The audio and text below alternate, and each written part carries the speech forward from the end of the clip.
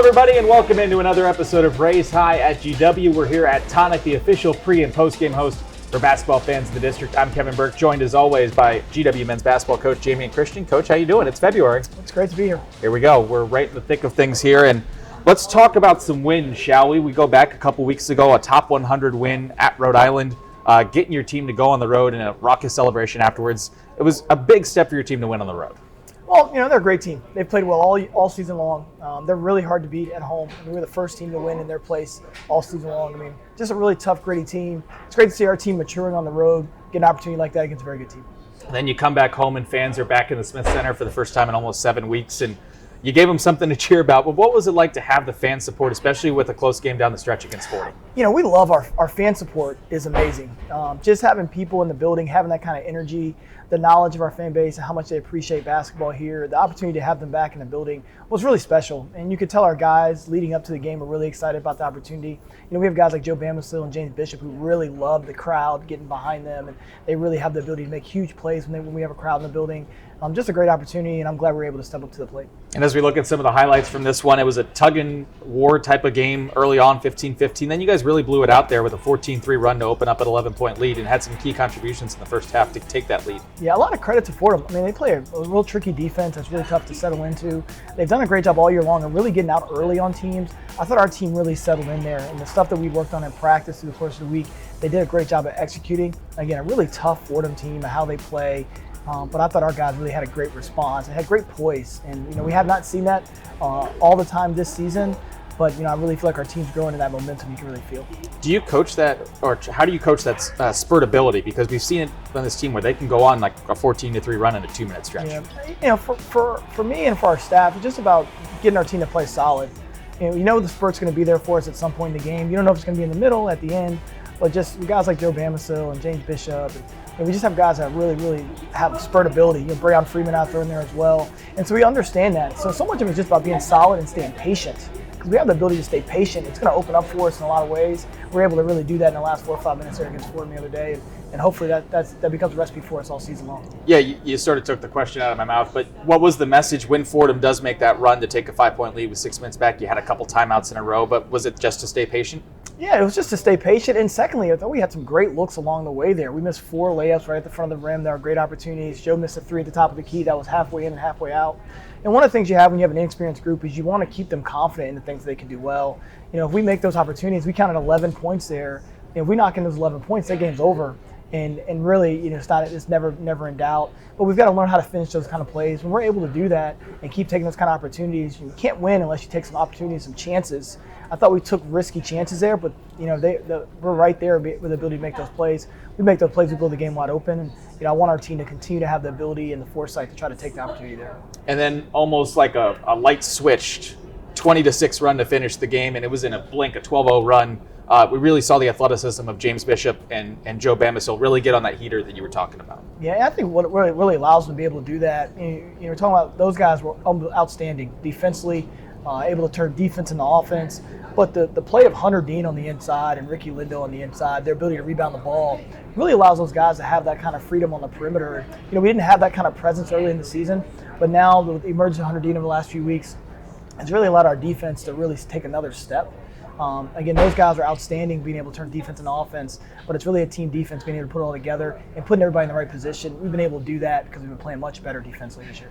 And Ricky Lindo Jr. with another double-double, his 5th career against A10 teams. It was nice to see him because he's missed a couple games. Yeah. Seems to be getting his legs back a little bit. Yeah, he's a guy that even he came in last year right in the middle of A10 play for us. He does take a little bit of time to get going, to get settled into the game. And so, looking at about 2 or 3 games in, we feel like he would start to play like himself and really start to have that kind of win, the condition that he needs. He's such a high energy, efficient player that, that conditioning is really important for him, and his ability to settle into the game becomes really important. So, we're excited about where he's able to take us and excited for him being able to get back and get settled into our offense, into our defense, because he's a big part and he's a huge contributor in A10 play in his career, and we really think he's going to have a special into the season. And Breon Freeman didn't have the best statistical game and struggled a little bit against the pressure, but I thought it was pretty impressive to see his resilience and the growth of how important it was to have him handle the ball well down the stretch. When you have Breon Freeman on the floor, he's bringing so much more than just his ability to make plays. His energy, his toughness, His enthusiasm to compete, really special. And, he's just a guy that all the guys on the floor really trust. He's going to be in the middle of it to make a big play for our team. He has the ability to do that. We all have a lot of confidence in him. As he's really learning right now how to play college basketball, I really feel like he's got a lot of great days ahead of him. And he's had some great moments before. He's got a lot of great days ahead of him as he's signing up every single night playing against grade 8s in play. And sure enough, Brayon Freeman showed out in GW's 89-87 victory over LaSalle on Wednesday with 7 assists, one shy of a season high. He was also one of 4 Colonials in double figures with 12 points. As we look at some of the highlights, it was the Joe Bamisil show early on for GW as he finished with 7 3-pointers in the game, one shy of a school record. The Colonials overall hit 13 threes on the day, their most in regulation in nearly 5 years. Bamisil with 24, but then in the second half, it became the James Bishop show as he scored 23 of his game-high 27 points in the second half, even went on a personal 9-0 run to push the Colonials' lead to 12 with 11 minutes left to go in the game. And down the stretch, some big defensive plays, primarily from Hunter Dean, who had 13 points and 5 blocks, tying a career high. The Colonials hit just enough free throws, got just enough stops, and escaped with an 89-87 victory. Another building block for Coach Christian, as he discussed after the game. It's a great game. I mean, it's a great college basketball game to watch. It's kind of a tough college basketball game to coach. But I just, it's good that our team was able to step up and play offensively at the level we needed to. Obviously, defensively, really struggled guarding those guys tonight, and they had some guys that had some really good nights, and they did some things that we just struggled with today. But, glad our guys were able to figure it out. It's always good to win a game and have some lessons to teach the next day after a victory. And when we come back on Raise High at GW, we go inside the recent breakout performance of Hunter Dean.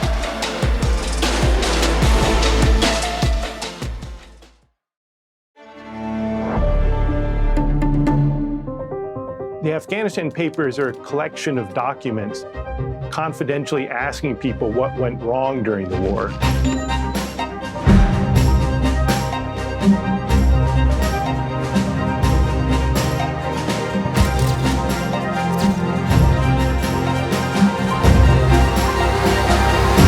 The public has a right to know what happened. How do you think you pronounce that?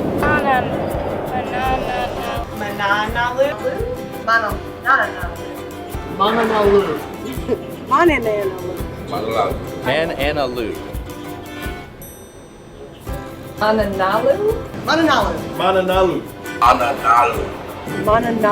Mananalu. Mana to me means strength, power, honor.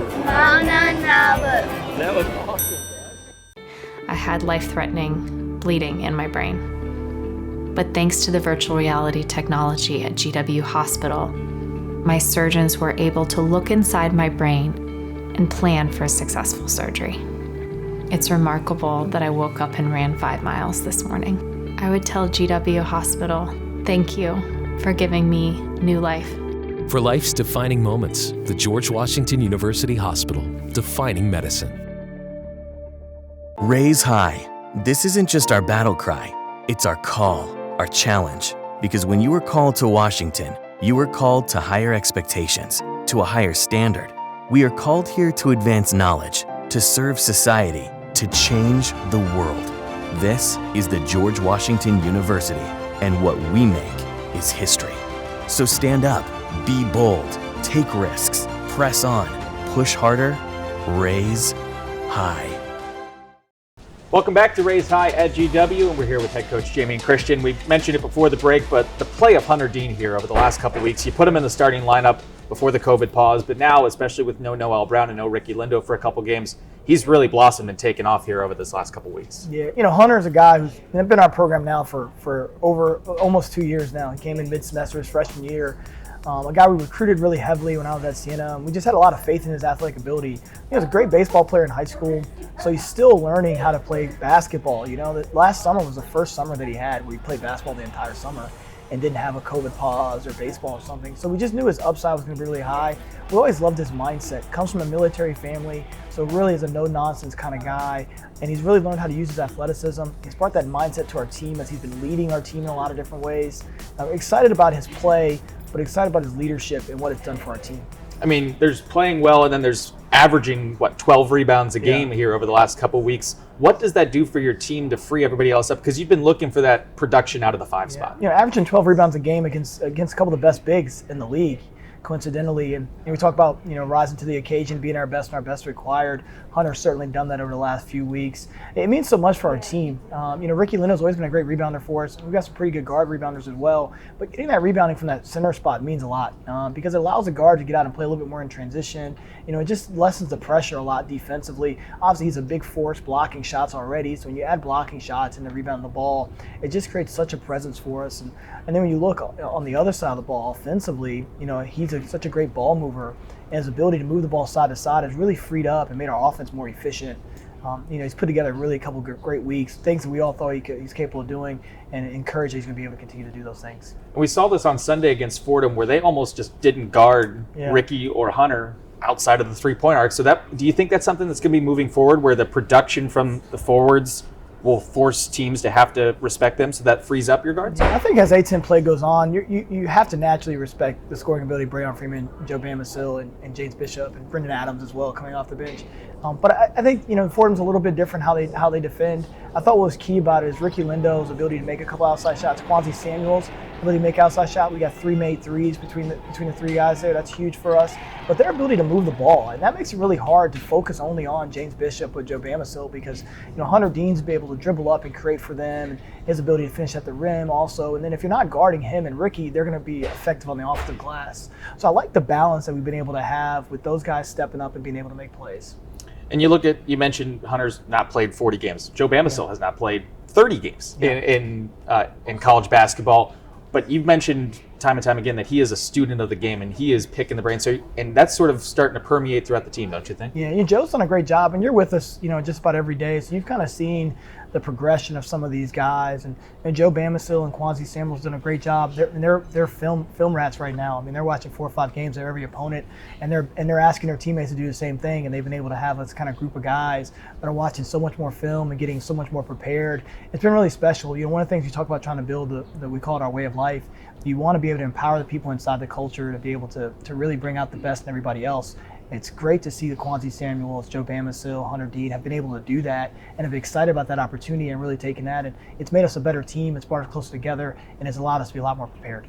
We're 10 to 12 minutes into the show right now, and we have not mentioned that James Bishop scored 55 points in back-to-back games, 30 at St. Louis, 25 against Fordham. Yeah. He's really seemed to, after an early season lull, he's been James Bishop, but even more so here over the last two and a half games. Yeah, his leadership has just also been outstanding. He's got great determination right now and great focus. And, players go through, tough stretches in their careers, and I think that's important for people to understand. And I think Steph Curry made the most threes in NBA history, and then he had a month where he really struggled for his standard.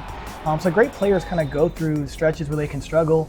For us as a coaching staff, it's just about continue to have their back, continue to have belief in them, keeping them focused on the right things. He's really been focused in and dialed in on winning. And, now for us, when he scores, it helps us win. And when he moves the ball, it helps us win. So, that we have some commonalities there. When he's playing well, we're playing well. And, just really happy for him. A lot of guys were folded when they struggled early in the year. He's got a great ability to reset himself and really put himself in right back into the top form that we need him to be in. And to summarize, you talked back in December about splitting the season into thirds. The first third, you'd learn what you were about. The second third, seeing the fruits of that learning. And now we're approaching the final third here. What have you learned here over the second third to prepare you for the final month? Our resilience has turned into good basketball play. And I thought we had great resilience through the first third.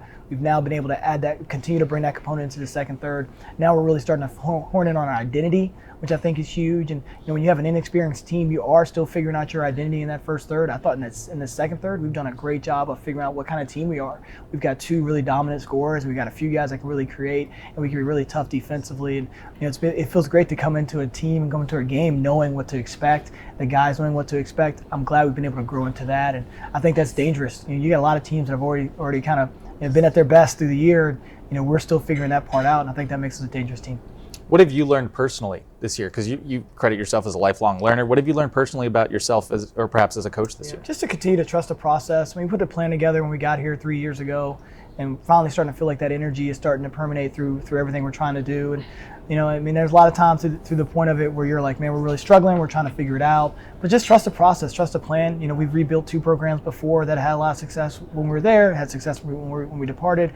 We're going to do the same thing here. So just trusting that process and trusting in the people that you have around you, and just encouraging them to continue to love and continue to coach. And it's good to feel that energy. I think everybody here can start to feel that energy, and it's good for everybody to feel that and kind of see where it can go. I think we can get it better than it's ever been. We just got to continue to work at it and keep believing in that process. Last one for you here.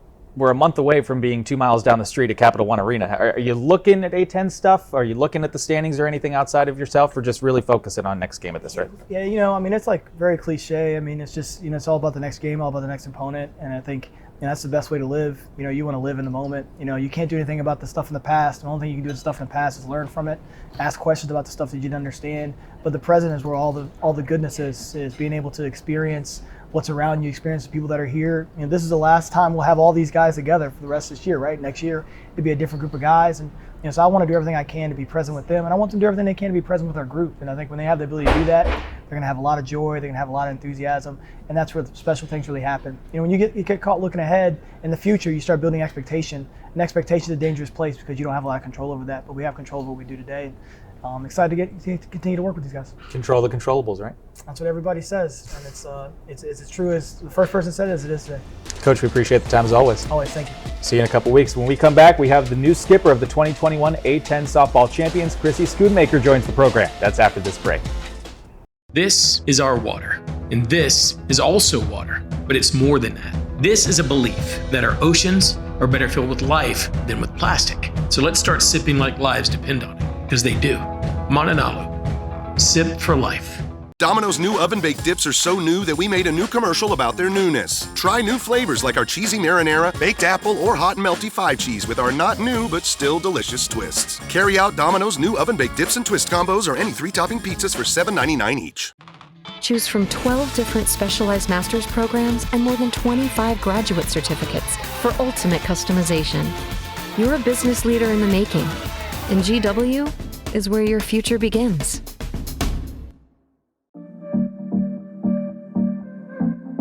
Tap into your unique style by creating your custom look with Tailor on Tap.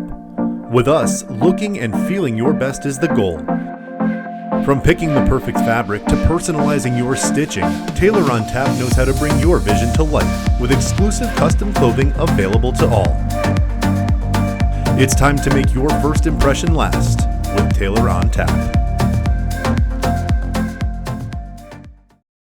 Welcome back to Race High at GW. We're here at Tonic, where the best tots in DC are served, and we're joined now by head softball coach of GW softball, the new bench boss here, Chrissy SCHOONMAKER. Welcome to the show. Thank you. Thanks for having me. Glad to be here. Some coaches around there, and everybody around here calls you Scoonie. We're going to go with coach, but where does Scoonie come from? How long have you been called Scoonie? I have been called Scoonie since I was a kid, honestly, playing sports. It just was the nickname I acquired on the ball field, and my teammates and my student athletes now call me Coach Scoonie, so it's just kind of stuck throughout my coaching career. There we go. We'll stick with coach. But let's talk about your championship team coming off an A10 title last year. You bring a lot back. You have Sierra Lang back, Alessandra Ponce, Alexa Williams. What have you made up from this team that you've been able to inherit? Yeah, so Lang, Ponce, Williams, they offer a lot of depth in our lineup. I think they'll provide a lot of power numbers for us, but I expect some big things this season from Mia Parker, from Maggie Greco. I think they'll step into bigger roles and really offer us some more offensive punch, and just looking forward to getting started with them. There's a couple schools of thought here, right? When you're coming off a championship, it's you're trying to get back there, or this is ours and we're trying to defend it. What's the mentality here with a new coach in inheriting a program like that? So day one, when I met with our team, we talked about, I brought some of their championship gear and I said, this is yours, nobody can take it. So we've talked with our program about, you're not defending anything. The title is yours, the 2021 title is theirs. It's in the locker room, no one can come in and steal the title and steal the trophy. We talk a lot about going out and attacking and setting a new script for the 2022 year. We've got a blank slate and we just get to write the canvas. So that's something we're talking about consistently with our team. I think defending is a passive word, and we want to be on the attack. So we've really taken an attack mentality this season. I like it. Attacking the 2022 championship. Yeah. That's great. And somebody that's going to help you do that, let's talk about Maddie Dwyer, who played at Stanford, was tremendous in the NCAA tournament last year. How is she going to help this program this year? Maddie Dwyer offers us a ton of experience. She comes in with 30-plus wins. She played in the Pac-12 at a great program in Stanford. She's really established herself as a leader in our locker room, a leader in our bullpen. She's someone that I know the youth of our program look to, and I think she'll really contribute on both sides of the ball, both offensively and defensively. So she's someone that will really complement Sierra on the mound this season. What was that process like to have somebody like her come to GW and one of your first big gets as a coach? We're thrilled to have her. She's just been locked in. She wanted a different experience. She really has targeted Washington, D.C. She's really politically driven, and she wants to work on Capitol Hill. So to be able to go get MADDY Dwyer is awesome for our program, and we're really glad to have her. Only at GW do you have softball players that want to work on Capitol Hill. That's pretty cool. Let's look at your schedule. We're starting next week. It doesn't feel like it here. I know you haven't been able to get out on the field much, but you're going back to your roots. You played at South Carolina, and you're starting the season at South Carolina. What is that going to be like when you take the field next week? Sure. It's certainly going to be an exciting moment for us as a team. I'm really looking forward to bringing our student athletes into a really competitive environment. It's one of the best stadiums in the country, and I think they're going to get to play in one of the best arenas. For me, as a coach and having played at South Carolina, it's certainly there'll be a sentimental feel there. I'll be in front of friends, in front of family, and South Carolina is a place that gave me roots and gave me wings to go fly. So looking forward to taking our GW team. And you're jumping right off the chute here, because you got North Carolina, South Carolina, UVA on the docket. You're challenging yourselves right out of the gate. We are. We play 3 Power 5 teams in opening weekend. We talk about our schedule being intentional and really going to attack people early and preparing our team for the A10 slate. And one of the things that we talk about as a program is, where do we want to be on May 15th on Selection Sunday? We want to be one of the 64 teams that's called and has their name called on Selection Sunday. And to do that, we've got to prepare and go up against the best. So I'm really looking forward to a competitive weekend, that opening weekend. It's crazy to think it's already here, but 10 days. I know it's a long-awaited day for you, right? You were at Harvard last year. They wiped out the season because of COVID, so this has got to be a day that you've had circled on your calendar. What's it going to be like, you think, when getting back into the flow here next week? Yeah, I'm looking forward to it. I think being away from the field last season, we were still coaching remotely and doing a lot of different things. I was on air with the SEC network. But for me as a coach and for us as a team, just really looking forward to going up and playing somebody else. And I think there's a renewed passion when you can't do something that you want to be doing. I wanted to be on the field last year and we weren't, and just really exciting to get to go out and lead this program. And it helps that you've had the GW community and the Vern community. They've really come out and supported you here these last couple months, huh? They have. The Vern community's been outstanding, and the GW community, it's been a great welcome to DC and to Foggy Bottom, Mount Vernon, and just loving my GW experience thus far. And we're excited to have you out on the field and support you when it's a little bit warmer, because you got home opener coming up in March, and we're very excited to see the season get started here in a couple weeks. Best of luck. Awesome. Thank you. Thanks for having me. All right, when we come back, we go inside the huddle with Caroline McCombs of the GW women's basketball program. That's next on Raise High at GW.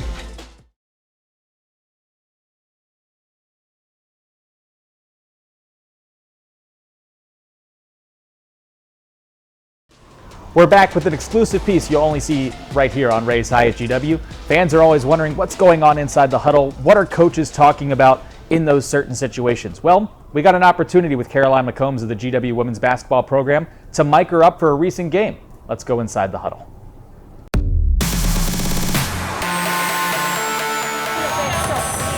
So, play together. Okay, let's huddle up, and every dead ball an opportunity that we can. All right, let's go. Together. Good job, White. Good job, White. Good job. Okay, nice pass. Play some D now. Sprint back.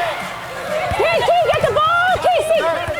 Okay, we're giving everything we have on the defensive end. It'll create offense for us. Okay, good job. Stay down. Good job, Chaz. Good job, Chaz. Pick it up. Let's go.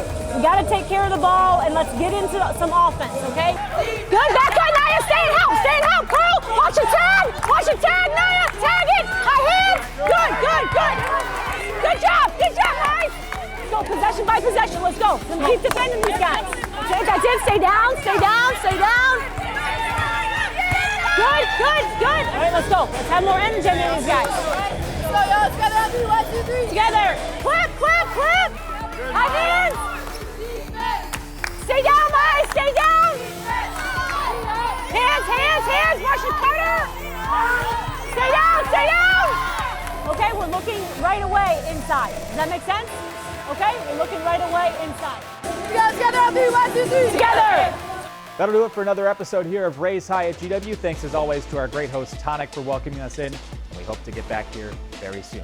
For Coach Schoonmaker, for Coach Christian, and Coach McCombs, I'm Kevin Burke. Stay safe. We'll talk to you next time.